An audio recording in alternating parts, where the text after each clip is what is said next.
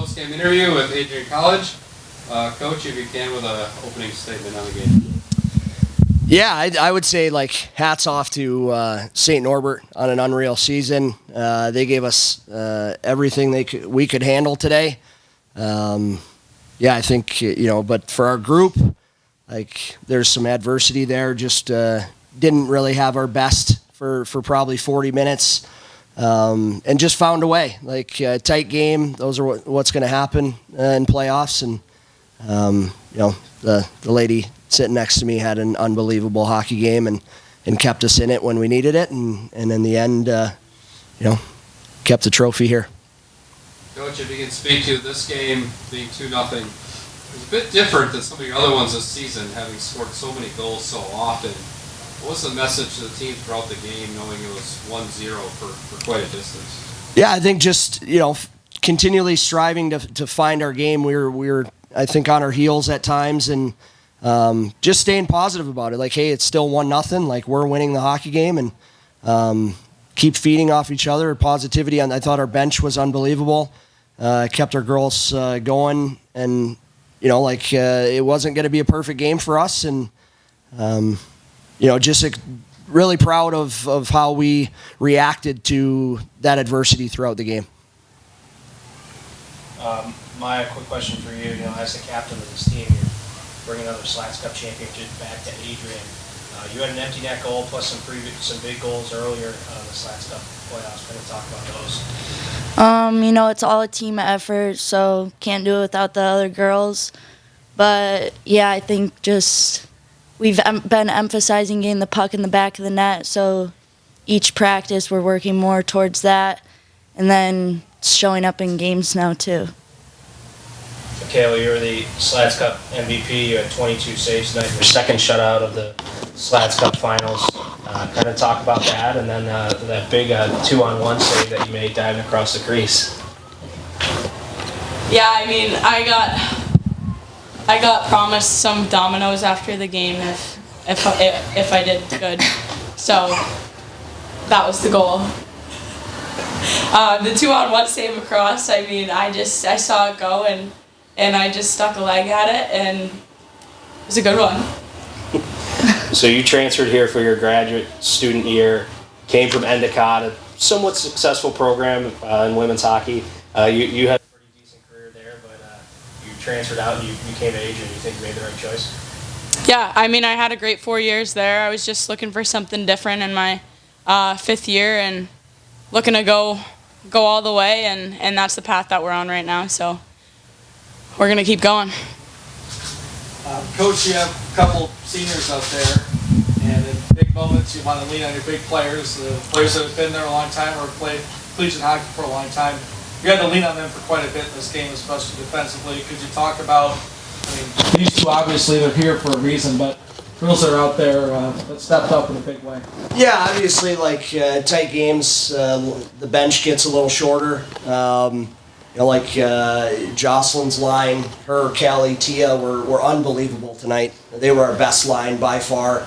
At the second half of the third period, we're pretty much running 2 lines, probably 4D, and I think obviously we work really hard on and off the ice for moments like that where we have enough wind to just go for 2 lines for a bit, and even though it's tiring, they found a way. Little details of getting pucks out, and blocking shots, and then in practice we do a open net shooting drill, and it paid off tonight.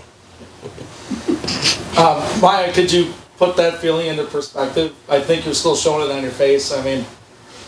Scoring that goal to send your team to the NCAAs. Yeah, it was awesome. To be honest, I didn't really realize the goalie was out of the net until it left my stick, and then I was like, oh, okay, might be going in. Definitely helpful that we practiced that a lot. Otherwise, probably would not have gone in. Yeah. Michaela, of course, you made some very nice saves tonight. Could you talk about those times where a shot was blocked? You couldn't see it, and skater got in front of you, and when I talk to goalies, I like for them to talk about their defensemen, and the game they played tonight in front of you obviously helped out. Yeah, I mean, game in and game out, we, as a D-Corps, have just been amazing, and I think that's continued to improve as the season has gone on, and I think we're almost at the peaking point, and we're just going to keep going, and I can't thank them enough for all the shots that they blocked. I mean, Ani on the all-tournament team, she just eats pucks, like it's her job, so she's always good for at least 5, I say. And all the other D2, they put their bodies on the line for me, and I try to do the same for them. Coach, can you speak to, you've had Players of the Month, Player of the Year, you're a co-coach of the year. What has it taken over the course of a number of years, especially with this group that you have, to get to the standard of championship hockey year in and year out? And it's this or nothing else. Can you speak to that and what it's taken?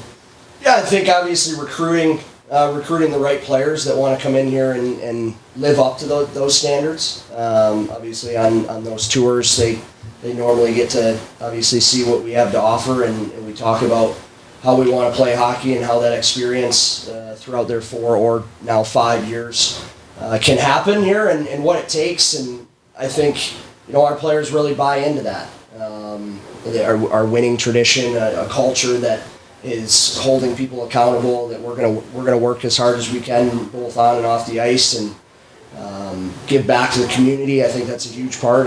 Today the crowd was fantastic. It's probably the biggest one of the year.